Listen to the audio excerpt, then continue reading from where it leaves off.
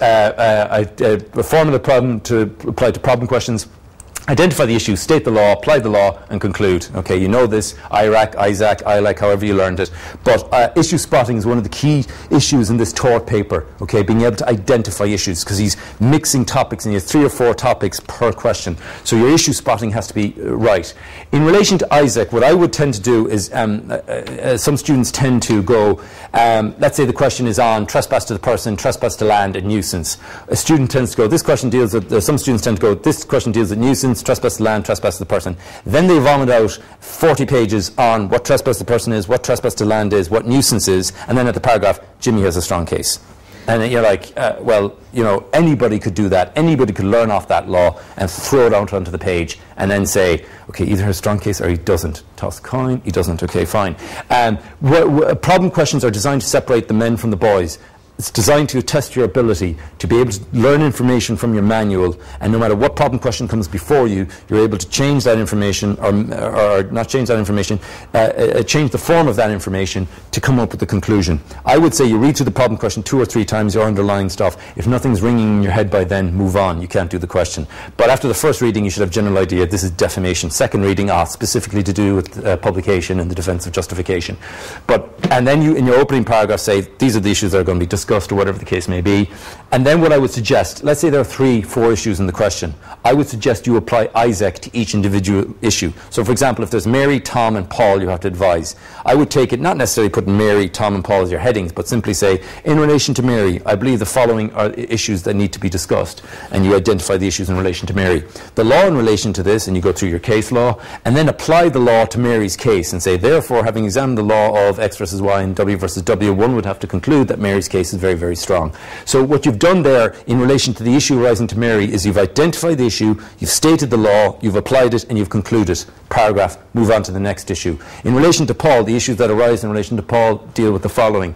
The law in relation to this is very complicated in case of da da da da. Applying that case law to the particular situation involving Paul, one would have to conclude that. So you've identified the issue, state the law, applied the law, and concluded in relation to Paul. So why I think that's not a rule, that's just my preference.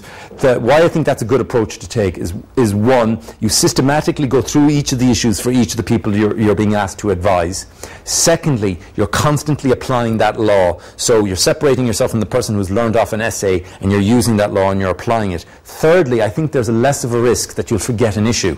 In other words, you're concentrating on Paul. You can forget everything else and concentrate on Paul. Then you get on to Mary, you can concentrate on Mary, and you get on to Tom and you can concentrate on Tom. I think if you approach that methodical way, I think you minimize your chances coming out of the exam going, oh, I forgot to discuss the da-da-da in relation to whatever. I just think it's a better way.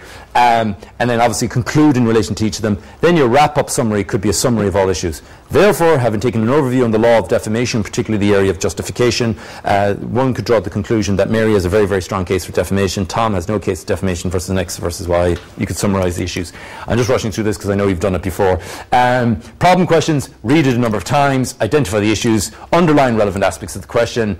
Always with problem questions as well. Problem questions, 90% of the sentences in a problem question are there for a reason. It's there to help you answer the question. Now, 10% of the time, it's just background fluff. Or maybe 98, put it this way, 90% of the time sentences in a problem question are there to help you answer the question. 8% of the time it's there, background fluff. And 2% of the time, if you've got a nasty examiner, it's a red herring. So in relation, you must approach it that way. Treat every sentence as saying, this is relevant.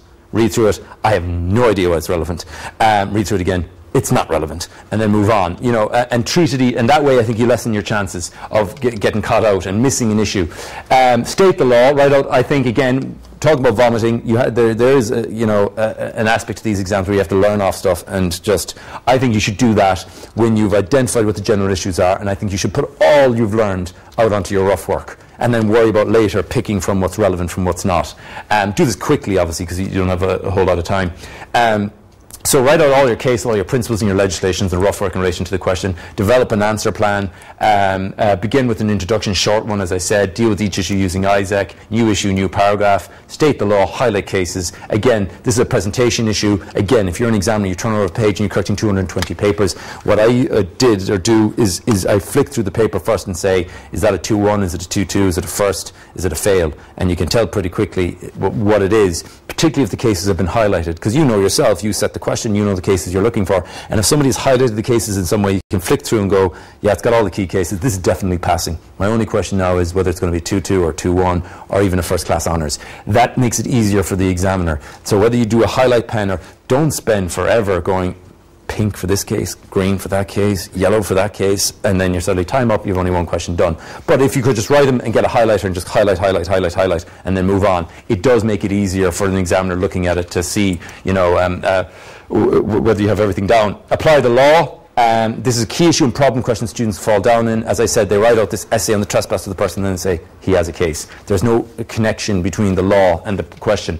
Apply the law, I think you should personalise the answer in the sense that I would expect to see the names of the parties jotted all over your answer. Sometimes I see answers and problem questions, I'm reading the 3rd or 4th page and I say, no mention of Peter or Paul here, and I get to the 5th page out of 6 and there's Peter and I go, oh, thankfully. I had no idea what this question was about until I read the 5th page of your 6-page answer where you mentioned the whole point of this question, which was advising Paul, and I didn't see his name until 5 pages in. There's something seriously wrong with that. So, you know, you need to be constantly tying it in. I don't mean just put Paul's name down for the laugh all the time, but I mean constantly referring back to the question, applying the law, personalising it to Peter or to Paul or whoever it is. Do not get involved in factual arguments, i.e. answer based on the facts of the question outlined. Some students get involved in this. Well, this is a very interesting question involving psychiatric damage in Peter and Paul, but is Paul gay? If he was gay, you know, you're like, well, who cares? I mean, this question doesn't give you any hint he's gay. It has nothing to do with answering the question. Who gives a damn? Don't get involved in factual debates, okay? By all means, if you find a fault in the problem question, and you say, this doesn't make any sense. One, it might be a typo. You put up your hand straight away and says, it's time to advise the defendant when I'm supposed to be advising the plaintiff. You know, and sort that out. Or secondly, you might say, well, the question doesn't tell me whether Paul is married.